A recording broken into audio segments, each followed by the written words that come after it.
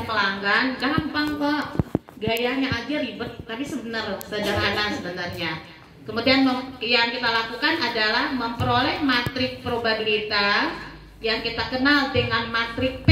Nanti kita simbol dengan matriks P ya, yang diperlukan terhadap kondisi yang diamati. Nah, misalkan, oke, nggak apa-apa, makasih Ibu. Misalkan di suatu daerah dipasarkan 4 merek kartu seluler. Ada 4 merek, ada X, Y, Z, dan R. Ya, kita punya 4 produk ini. Ada 4 produk, mereknya Y, X, Y, Z, dan R. Sudah? Nah, kita lihat di sini jumlah langganan masing-masing merek diberikan datanya pada periode pertama, dan kemudian ada perubahan sehingga muncul periode kedua. Nah, ini dia data tabel yang nanti akan diberikan pada Bapak Ibu. Pahamin dulu tabel ini. Jadi kenapa saya katakan gak usah pakai mikir juga bisa lah, ya. Dengan cara Bapak Ibu pahami aja. Caranya kayak gimana? Coba lihat merek kartu seluler ini. Yang itu X, Y, Z, R itu adalah merek barangnya, merek produknya. Kemudian periode awal. Periode 1 jumlah konsumen 220 untuk barang X, 300 barang Y, kemudian 500 barang Z. Benar? 230. Sengaja itu. Ini masih nyambung nggak? Atau kadang kan suka ketipu sih sama mahasiswa, gayanya sok serius tapi pikirannya kemana-mana gitu. Ya. Kalau ada yang protes berarti masih nyambung gitu ya. Iya. Mendengarkan Ibu semuanya. Amin, amin. Karena kalau mahasiswa saya bilang, kenapa ya dalam kuliah itu kalian rajin tapi nilainya jelek gitu? Matonya mato ikan asin Bu. Kenapa? Mancali tabulala lain tapi menangkuk indah. Kenapa? Karena pikirannya kemana-mana gitu ya. Ya, nanti test drive aja sedikit. R-nya 250. Nah, sekarang kita lihat nih, dari periode 1 ke periode 2 itu akan ada perubahan yang terjadi sebenarnya. Nah, dari periode perubahan dari 1 ke 2 terjadi ternyata merek X ini mendapatkan 50 pelanggan baru. Ya, 50 pelanggan baru. Tetapi di akhir perubahan periode menjelang periode 2, dia juga kehilangan berikutnya jadi 45. Dari 50 dapat baru, kemudian hilang lagi 45. Orang salah nih, ternyata nggak bagus, pindah lagi lah, nggak usah gitu kan ya.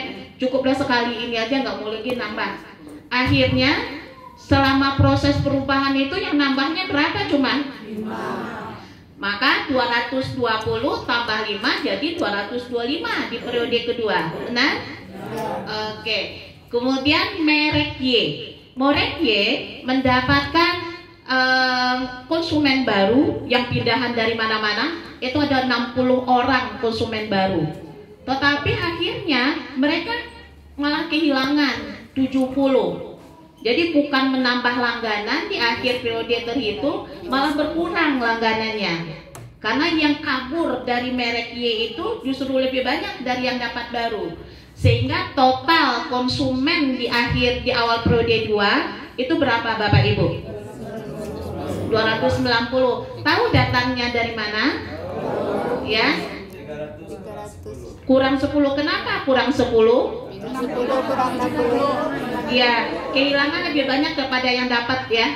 Ya, konsumen yang pergi beralih dari merek itu 70, yang dapat baru cuma 60. Berarti lebih banyak konsumen yang hilang. Nah, begitu juga dengan Z, itu relatif sama. Yang dapat baru dan kemudian yang meninggalkan kembali merek itu 25. Sehingga totalnya sama 230. Benar?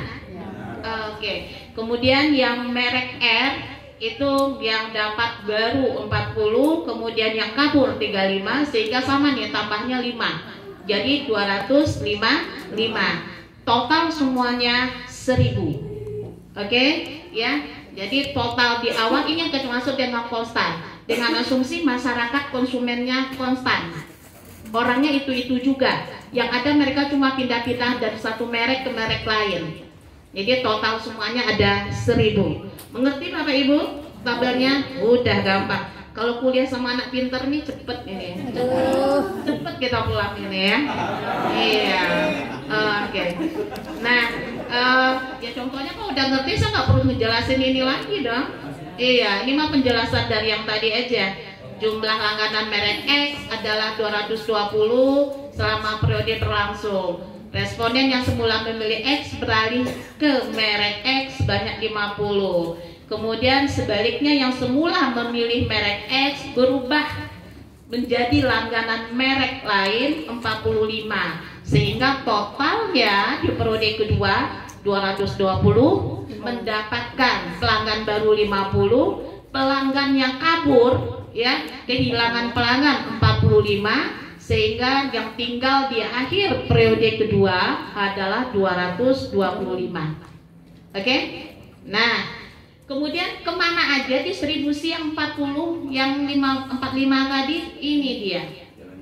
Dapatnya dari mana, Bu? Kita dapatnya yang 20, 10, 15 dari soal, nggak usah dipikirin. Ya, dapatnya dari soal gitu, udah dikurangi kerjaan gitu. Nah, kita lihat di sini tambahan merek itu mungkin yang selingkuh itu adalah dari merek Y pindah ke X, ya. Jadi merek Y 40, dari merek R pindah ke X itu 10, total 50 yang dapat baru, ya. Kemudian yang pindah ke yang berkurang, akhirnya berkurang ya, dia berkurangnya karena dia di Y menjadi 20, di Z yang semula nggak ada sekarang menjadi ada, di R malah kurang jadi 15. Jadi ini yang fokus saya kotakin itu adalah Bapak fokus ke sana aja. Distribusi yang dari poin ini. Oke, yang 45. Oke ya. Jadi yang kehilangan ini. Nah, ini dia, kehilangan atau pengurangan. Sama aja. Oke ya. Kehilangan atau pengurangan pelanggan. Terdistribusi kemana? Oke. Nah, setelah ini sekedar alokasi saja. Yang 45 itu teralokasi di merek apa saja. Jadi sekedar informasi dia teralokasi pada merek apa saja. Ini informasi yang dapat dari survei pasar. Jadi nggak ada hitung-hitungan rumusnya, ya. Makanya saya bilang ini soalnya yang saya tahu. Ini dapatnya dari survei pasar, laporan marketing di lapangan. Nah, kemudian yang kita lakukan berikutnya adalah kita mencari yang tetap jadi pelanggan produk X berapa orang? Kira-kira berapa? Yang tetap jadi pelanggan X berapa? Yang tetap jadi pelanggan Y berapa? Yang setia dari periode 1 sampai periode 2 menjadi pelanggan Z berapa? Yang setia jadi pelanggan R berapa? X 180, Bu. 180. Dapatnya dari mana, Bu? Kita fokus yang saya kotakin merah ya, Bu ya, ke pengurangan ke merek. Itu aja. Ya, coba. Kalau saya lihat tadi dari periode 1 220, Ya. pengurangannya 45.